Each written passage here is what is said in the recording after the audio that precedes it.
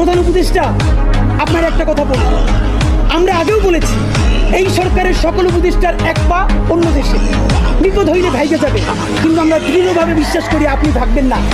এর প্রমাণ, আপনি যদি ভাগতেন পৃথিবীর কোন দেশ আপনারে রাখতে চায় না বলেন?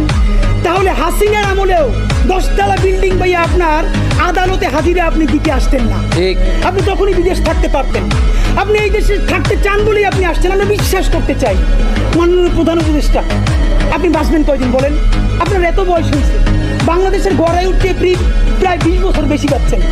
আমার বাপের 63 বছর পাচ্ছে, তার চেয়ে আপনি প্রায় 20 বছর বেশি পাচ্ছেন।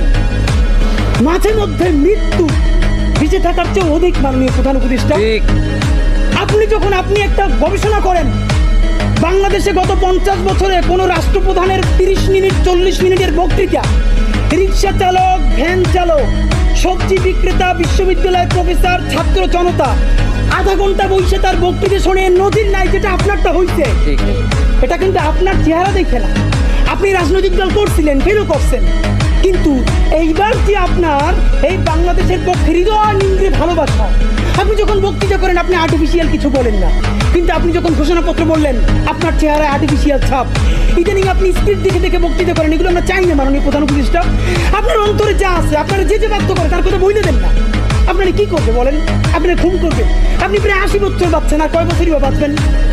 আপনি কি খাবেন, কি বাঁচবেন? আপনি বরং যদি আপনার আর্মি মেরে ফেলে, আপনার যদি ভারতীয় আধিপত্যবাদ গুলি করে, আপনাকে যদি হত্যা করা হয়, কিন্তু সেই রক্তের বিনিময়ে যদি আপনি শহীদদের রক্ত